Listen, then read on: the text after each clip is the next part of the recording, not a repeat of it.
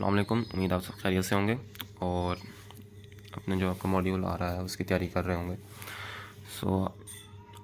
इस वीडियो में ना हम लोग देखेंगे स्पेसिफिकली जो एनाटॉमी का पार्ट है एम्ब्रियोलॉजी, उसके अंदर कौन कौन से टॉपिक्स हैं जो कि इम्पोर्टेंट है और कहाँ कहाँ से किस किस टॉपिक को तैयार करना है जो कि आपका सिलेबस दिया गया है उसके लिहाज से। सबसे पहले तो मैं बुक्स बता दूँ तो लैंगमैन और लईक हुसैन, अगर आप इन्हीं दो बुक्स को फॉलो करते हो ना तो इनफ है आपके फर्स्ट ईयर के लिए। बहुत से स्टूडेंट ने KLM भी ली हुई होगी।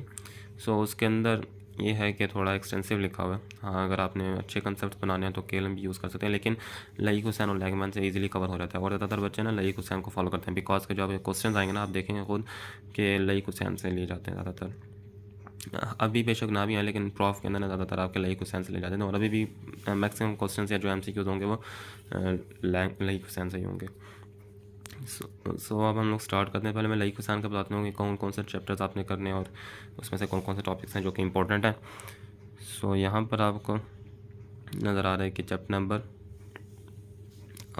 टोटली आपने चैप्टर 1 to 8 करने हैं, जिसमें से ना जो चैप्टर नंबर 1 और 4 है उसमें से जो इम्पोर्टेंट चीज़ें हैं वो मैंने यहाँ पे अलहदा कर ली हैं।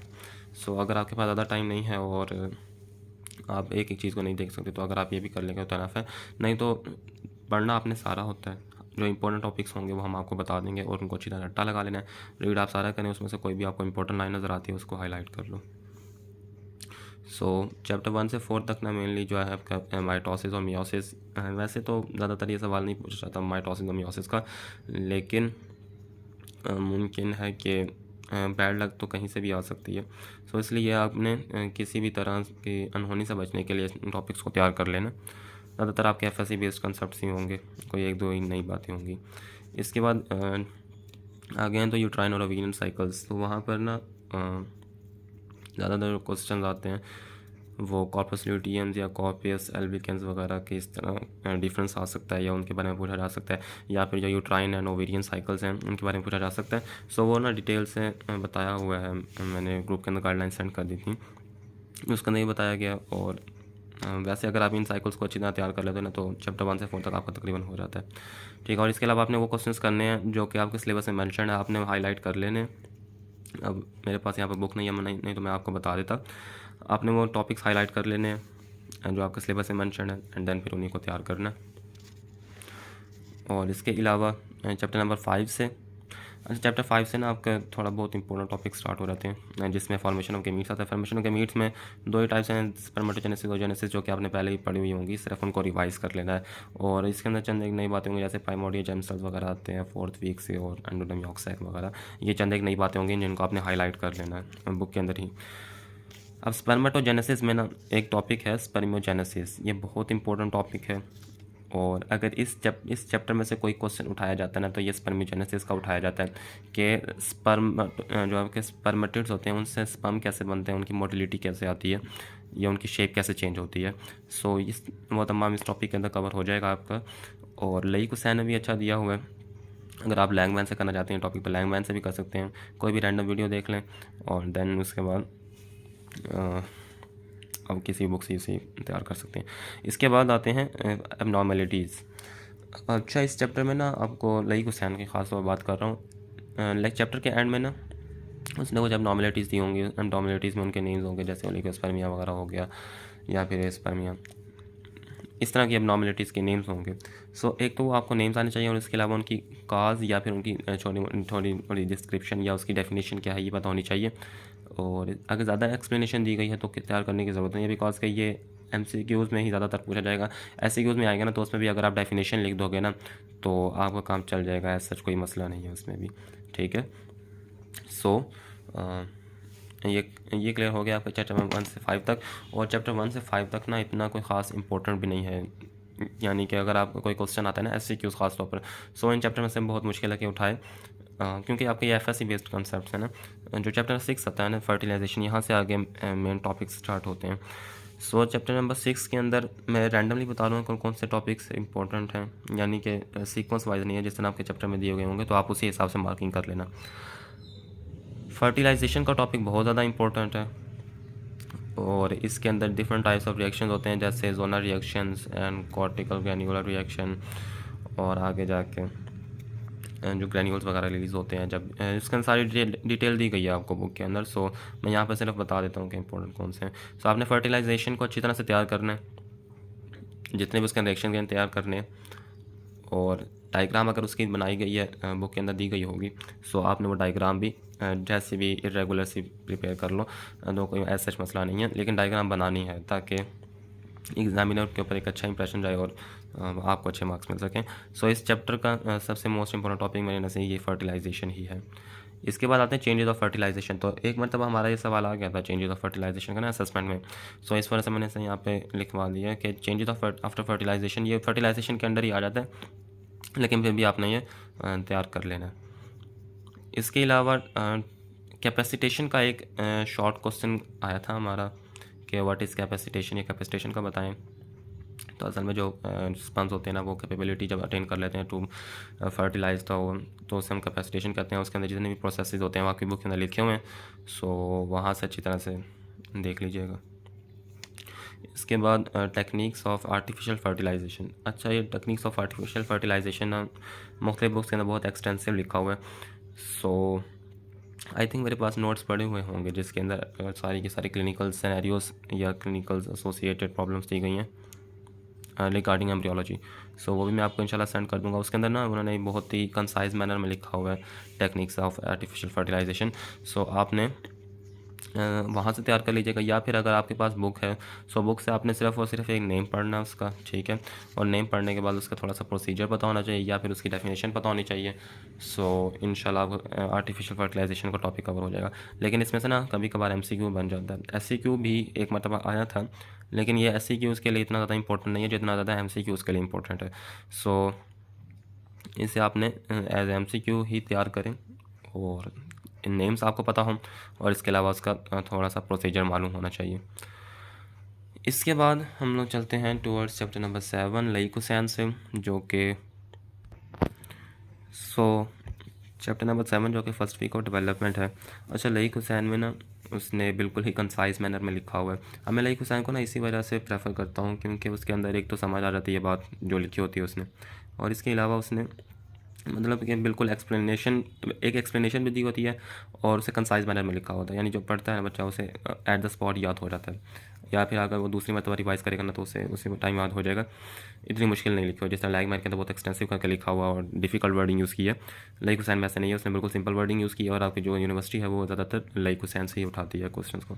सो फर्स्ट वीक डेवलपमेंट मैं ये कहूँगा कि आप तकरीबन सारी चीज़ें पढ़ें, बिकॉज के कहीं से भी MCQ बन सकता है, और फर्स्ट वीक में से ना ज़्यादातर MCQs ही आते हैं। शॉर्ट क्वेश्चन इसमें से बहुत डिफिकल्ट है कि कोई आए, अगर आएगा भी तो या ज़्यादा से ज़्यादा फॉर्मेशन ऑफ ब्लास्टोसिस्ट आ जाएगा या ब्लास्टोसील फॉर्मेशन आ जाएगा, या फिर इसके अलावा आगे जाके ना एक फंक्शन ऑफ जोना पेल्यूसिडा का एक टॉपिक होगा।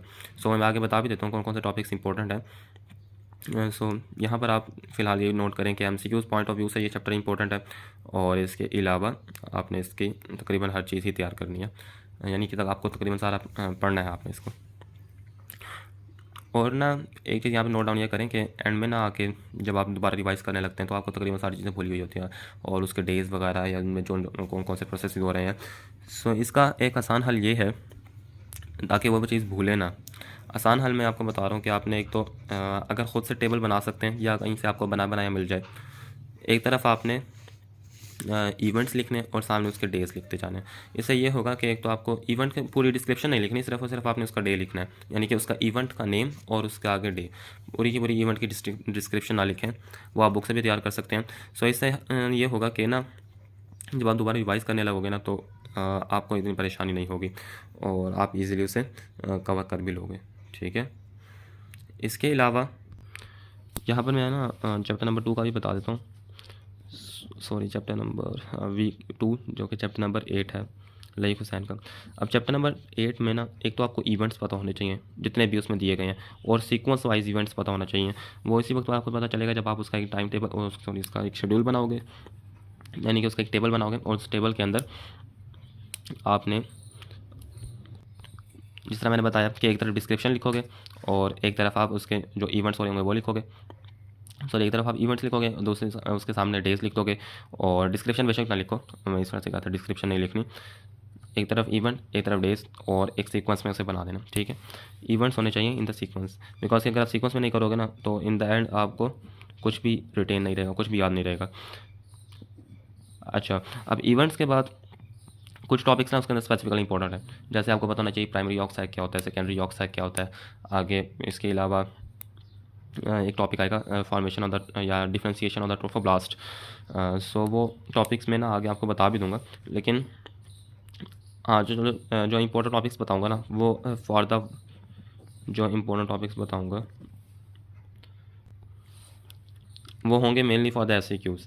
एमसीक्यू कहीं से भी बन सकता है, सो इसलिए आपने एमसीक्यूज़ के लिए सारा का सारा एक मतलब रीड कर लेना। और इम्पोर्टेंट एमसीक्यूज़ में ना जो ज़्यादातर इस चैप्टर में से आते हैं वो यही आता है कि ये तो यॉर्कशायर कब पूछ लेते हैं, ठीक है, यॉर्कशायर कब पूछ लेते हैं, या फिर वो एक क्वेश्चन करते हैं जिसमें कहते हैं week of two. Week of two ये मैं आगे बताऊंगा, ये ना लैंगमैन के अंदर ज़्यादा बेहतर तरीके से लिखा हुआ, बिकॉज के इसके अंदर क्या होता है कि जो सेकेंड वीक ऑफ डेवलपमेंट होता है, यहाँ पे लिख दूँ second week. So second week of development के अंदर दो कैविटीज़ बनती हैं जिसे हम कहते हैं कोरियोनिक कैविटी और एमनियोटिक कैविटी। और इसके अलावा जो ट्रोफोब्लास्ट होते हैं वो भी आगे जाकर फ्रेशर करते हैं, वो उसके अंदर काफ़ी अच्छे तरीके से लिखा हुआ है लैंगमैन के अंदर। सो मैं तो आपको यही रिकमेंड करूँगा कि आप लैंगमैन से रीड करें। यहाँ पर आप मैंने सिर्फ बता दिया कि वीक ऑफ टू एक इंपॉर्टेंट शॉर्ट क्वेश्चन है। और इसके अलावा डिफरेंशिएशन ऑफ द ट्रोफोब्लास्ट, जैसा मैंने पहले बताया, डिफरेंशिएशन ऑफ द ट्रोफोब्लास्ट। लेकिन ये वो टॉपिक्स हैं जो कि बार बार रिपीट हो चुके हैं, इस वजह से मैं इनको इंपॉर्टेंट कह रहा हूँ। टॉपिक तकरीबन सारे ही इंपॉर्टेंट हैं और कोई भी उनमें से आ सकता है। सो इसलिए वीक 1 यानी कि जो चैप्टर नंबर 7 है और वीक 2 जो कि चैप्टर नंबर 8 है, इनको आपने अच्छी तरह तैयार करना है। पिछले टॉपिक्स को आप सिर्फ जो मैंने इंपॉर्टेंट टॉपिक्स बताया ना फ़िलहाल उन्हें देख लो, और इसके अलावा कोई मुझे इंपॉर्टेंट टॉपिक लगेगा तो इंशाल्लाह ग्रुप में भी सेंड कर दूंगा। फिलहाल मेरे जहन में यही आ रहे थे तो मैंने ये बता दिए। सो आपने इन्हें देख लेना, इन टॉपिक्स को जो पहले हैं चैप्टर 7 और 8 से पहले पहले जो टॉपिक्स हैं उनको आपने बस यही देख लेना। और जो चैप्टर नंबर 8 और 7 है इनको आपने अच्छी तरह से तैयार करना है और फॉर द एमसीक्यूज़। और जो एससीक्यूज़ हैं वो जो मैं बता रहा हूँ उनको तो ऐसे आपके फिंगर टिप्स पे होने चाहिए ना, और बाकी आप बेशक याद रखो, कोशिश करो, मैं तो यही कहूँगा। सो ये तो हो गई यहाँ पर लाइकोसाइन से जितने भी आपने चैप्टर्स तैयार करने हैं, यानी कि लाइकोसाइन से आपने जो जो चैप्टर्स तैयार करने हैं उनके मैंने बता दिए इंपॉर्टेंट टॉपिक्स। इसके बाद हम देखते हैं लैंगमैन को। सो लैंगमैन में ना चैप्टर नंबर 1 से 4 तक ही है। अब आप कहेंगे कि भाई इसके अंदर ज़्यादा ईजी है, लेकिन लैंगमैन ना थोड़ी डिफ़िकल्ट किस्म की लिखी हुई है। और जो है ना लाइक जो पहले 3-4 चैप्टर्स हैं उनके अंदर तो वैसे बस उन्होंने पुराना कंसेप्ट दिया, और मेनली तो चैप्टर नंबर 5 से आगे स्टार्ट होता है, तो इसके तकरीबन 4 चैप्टर्स ही बनते हैं। लेकिन लैंगमैन के तो चैप्टर नंबर 1 से 4 है ना बहुत काफ़ी एक्सटेंसिव लिखा हुआ है, लेकिन यह है कि कंसेप्ट अच्छे बिल्डअप हो जाते हैं। अगर आपने MLE वगैरह का इरादा किया हुआ तो लैंगमैन आप लाजमी रीड करें। सो अब यहाँ पर चैप्टर नंबर 1 से 4 तक तो चैप्टर 1 वैसे इतना सच इंपॉर्टेंट नहीं है, बिकॉज का मॉलिकुलर रेगुलेशन का बताया गया। और अगर आप देख लें कि अगर आपकी मॉलिकुलर रेगुलेशन है सिलेबस में मॉड्यूल के तो मुझे बता दीजिएगा, नहीं तो मैंने जो रीड किया ना आपका सिलेबस उसके अंदर मॉलिकुलर रेगुलेशन का सच कोई जिक्र नहीं आया हुआ, यानी कि जो जीन्स वगैरह के थ्रू रेगुलेशन होती है ऑफ द एम्ब्रियोनिक डेवलपमेंट। सो उसका कहीं जिक्र नहीं है, तो चैप्टर 1 ऐसा इंपॉर्टेंट नहीं है। सो आप चैप्टर 2 से स्टार्ट करते हैं। तो चैप्टर 2 में माइटोसिस मियोसिस वगैरह का जिक्र किया गया है, तो आपने वही एफएससी वाले कंसेप्ट के थ्रू से एक मतलब रीड कर लेना और जो पॉइंट्स इंपॉर्टेंट लगे उनको हाईलाइट कर लेना।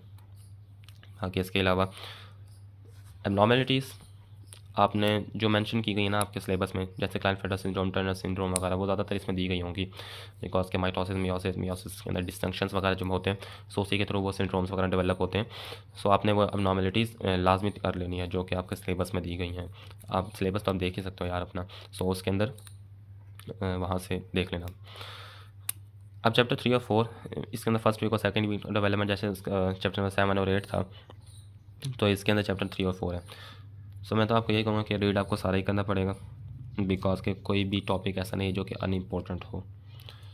लेकिन मैं आपको यहाँ पे बता देता हूँ कि कौन कौन से टॉपिक्स हैं जो कि आप तैयार करें, ख़ास तौर पर अगर आप कुछ तैयार नहीं करते लैंग्वेज से, लेकिन ये टॉपिक्स आपने लाजमी तैयार करना है। सो एक तो हो गया फंक्शन ऑफ द पेल्यूसिड। अच्छा, ये ना आप लाइकोसाइन से भी तैयार कर सकते हो, और क्योंकि क्वेश्चन आया है तो इस वजह से मैं आपको बता रहा हूँ कि इम्पोर्टेंट क्वेश्चन है। एंड देन इसके बाद आता है हाइड्रोडिफोमोल, ये भी लाइकोसाइन से आपको मिल जाएगा। नहीं तो अगर आप लैंग्वेज से करना चाहते हो तो लैंग्वेज से कर लो, वहाँ पे थोड़ा सा एक्सप्लेन किया गया होगा। बिकॉज कि SCQ और इस वजह से मैंने आपको बताया कि जो SCQs है ना वो आप लैंग्वेज से करें, क्योंकि लई हुसैन में ना SCQs जितनी डिस्क्रिप्शन नहीं दी गई किसी भी टॉपिक की। सो अगर आपने SCQ अच्छे तरीके से सॉल्व करना है या अच्छे नंबर लेने हैं उसमें, सो आप लाजमी से लैंग्वेज से भी पढ़ें। साइड्स ऑफ एक्टोपिक प्रेगनेंसी से आपको सिर्फ साइड्स पता होनी चाहिए, उनकी थोड़ी सी डिस्क्रिप्शन पता होनी चाहिए, एनफ है। या आप लाइक हुसैन से भी करेंगे ना, ये आपका कवर हो जाएगा। इसके बाद आता है सेकेंड वीक या वीक ऑफ टूल्स। ये लैंगमैन में बहुत अच्छा करके लिखा हुआ है, अब लेकिन बहुत से बच्चों को नहीं मिलता ही नहीं है, तो ये समरी के अंदर दिया गया है। लैंगमैन के चैप्टर नंबर 4 की समरी के अंदर दिया गया है, चैप्टर नंबर 4। सो आपने वहाँ से देख लेना इसे, और कोई भी मसला हो तो मुझसे पूछ लीजिएगा। और इसके अलावा आते हैं डेवलपमेंट ट्रोफोब्लास्ट, मैंने पहले बता दी थी, या डिफरेंशिएशन ऑफ ट्रोफोब्लास्ट या डिफरेंट डेवलपमेंट ऑफ ट्रोफोब्लास्ट एक ही बात है। सो ये भी आप यहाँ से लाजमी एक मतलब देख लीजिएगा लैंगमैन से। एंड इसके अलावा यहाँ पर एक बात नोट करने वाली ये है कि ना एम्ब्रियोलॉजी में से सिर्फ आपका एक ही शॉर्ट क्वेश्चन आना है, और MCQs भी आई थिंक के 10 तकरीबन 10 हैं। सो MCQs के लिए ना आपने एक मतलब BRS को लाजमी कंसीडर करना है, बिकॉज के BRS के सेकंड वीक का डेवलपमेंट उसके अंदर ना तकरीबन आपके सारी एम्ब्रियोलॉजी के दिए गए होते हैं, या अलग वीक्स के आई थिंक दिए गए हों। सो आपने लाजमी एक मतलब BRS से देख लेने MCQs। मैं यहाँ पर ना रिकमेंड कर ही देता हूँ, MCQs आपने BRS से लाजमी देखना है, बिकॉज के 3 या 4 MCQs BRS से भी उठा लिए जाते हैं। और इसके अलावा जो SCQs हैं वो कहीं से भी आ सकता है, ऑल्दो जो मैंने यहाँ पे इंपॉर्टेंट आपको बताया, आप वहाँ से देख लो। ये वाले क्वेश्चन भी अगर कर लोगे ना, लेकिन जो SCQs है ना कोशिश करो उन्हें लैंग्वेज से भी एक मतलब लाजमी देखो, जो कि इंपॉर्टेंट बताए गए हैं या जो आपको गाइडलाइंस में दिए गए हैं इंपॉर्टेंट, जो मैंने ग्रुप में सेट की थी। और इसके अलावा मेरे जहन में जो भी कोई एडिशनल बात आएगी वो इंशाल्लाह मैं आपको ग्रुप में बता दूंगा। फ़िलहाल मेरे जहन में बस यही बातें आ रही थी, और अगर आपका कोई भी क्वेश्चन है सो आप मुझसे पूछ सकते हो।